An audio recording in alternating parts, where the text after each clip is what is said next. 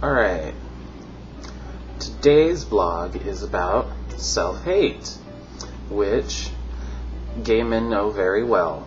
Unfortunately, gay men aren't very conscious of it until for some reason they wake up and realize, hey, I've been hating myself and other gays. The first stage of self-hate for most gays is when we're closeted. We're afraid to come out, and we're afraid that the people in our lives aren't going to like us anymore, and it's a way of not taking pride in who we are. But of course, it's hard for most of us are really young at that age. It's not like there's a ton of support out there for little kids to be themselves, and nowadays are probably different. I don't know what it's like to grow up a little gay kid today compared to what it was when I was growing up. Even when I was growing up, it wasn't a big... it was a big deal. But that's the first stage of self-hate. There's lots of closet cases in the beginning who are very, very homophobic, and a lot of them know what they are. And when they come out, they tend to be really flaming. And then there's those closet cases who just... I played it cool. I was like, I don't mind gay people. Why would I hate them? And then, of course, I was flamboyant enough that nobody was surprised. But after coming out, there is a level of self-hate. Still, when you feel like, oh, well, I'm gay, but there's those other gays that I don't like so much that are really flamboyant and wear dresses and la la la. Why do they do what they do? I don't get it. It doesn't make any sense. Why bother being a man if you're going to dress like a woman? Things like that. And in the end, a person should really be allowed to be whatever they want without being oppressed. I mean, everybody can judge people because we can't help it, but oppressing them isn't necessary when they're not doing any harm. A man wearing a dress and putting on makeup doesn't hurt anybody. So whether I like it or not doesn't mean I think that it's appropriate to belittle or see them as less than I am just because their experience is different. And honestly, I think that difference in variety is what makes things better.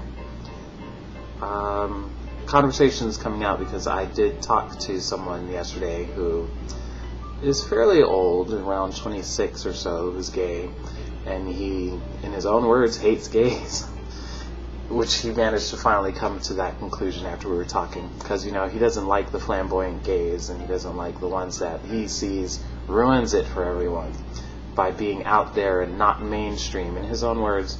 And I'm not going to hate him or spite him for it, because I understand that this is a process for a lot of people to understand that, that type of mentality is a form of self-hate, because he too himself is a little, as he puts it, embarrassed to be gay in public.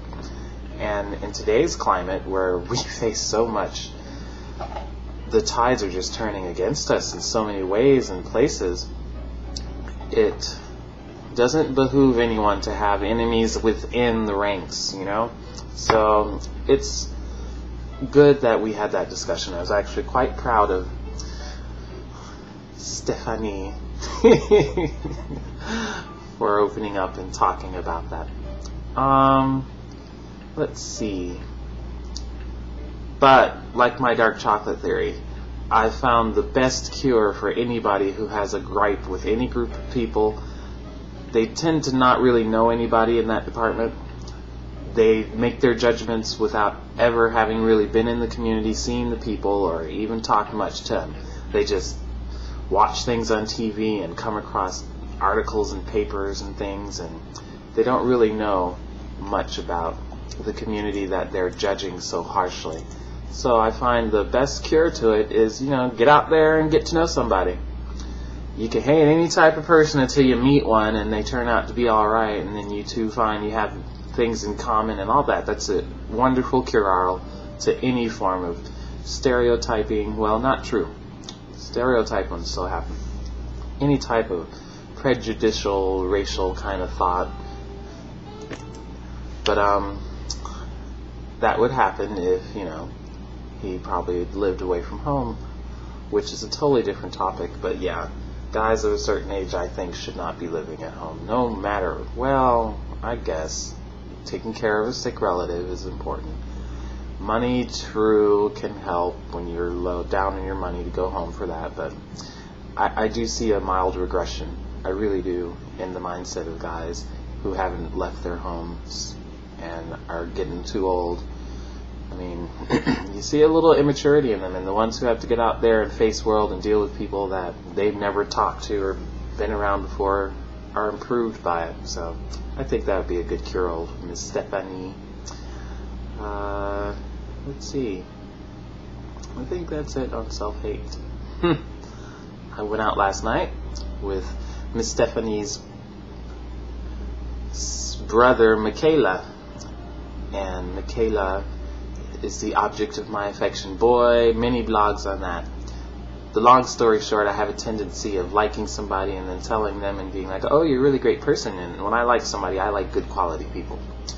And it's hard to not like them because I tend to like folks who have pretty, I suppose, qualities and characteristics that I can really value. Maturity and depth and attractiveness, of course. And Miss Michaela is one of those people. And I tend to always end up in these really very tightly intimate friendships with these guys. And they don't feel the same way, but they really respect and value me as a very, very, very close friend. So that friendship always becomes an outlet for the relationship I wish I had. So it always gets hairy, always, no doubt. There's always these sensitive moments. It's just like I said, I've been through relationships and all the shit in them without the good stuff. It's really like that. He's the third one on the list, so that makes this a cyclical behavior of mine. Making close, good, intimate friends out of these boys I like, and we become really good friends. I mean, they're lasting, strong, powerful friendships, but it's a pain, and it has its troubles and heartaches, and then it's good moments. But Michaela and I went out last night, and Michaela's determined to figure out how to dance.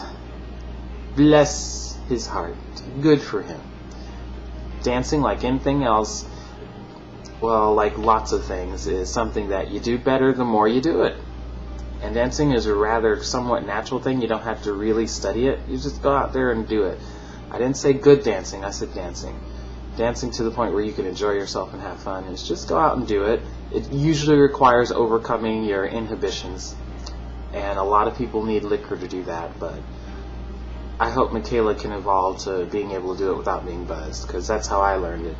When I didn't like liquor, I went out on that dance floor and looked the fool, and then got used to looking fool until I started getting good at it, and then loved it. So I hope this becomes a very good progression for Michaela. He could do with a little more body and kinesthetic awareness. So yeah, we went out, went dancing. It was cool. He did just fine. He'll be alright, as long as he finds music he actually likes and enjoys himself, which will be a bit of a hurdle for him to get over those inhibitions, but once he does, then I think he'll be alright. And his Miss Stephanie brother, the two of them can grow. Both of them got to get away from home, though. It's the only way they'll ever make real progress in the maturity department. But that's my opinions on them and all that. So today will be another day. Alright, talk to you later.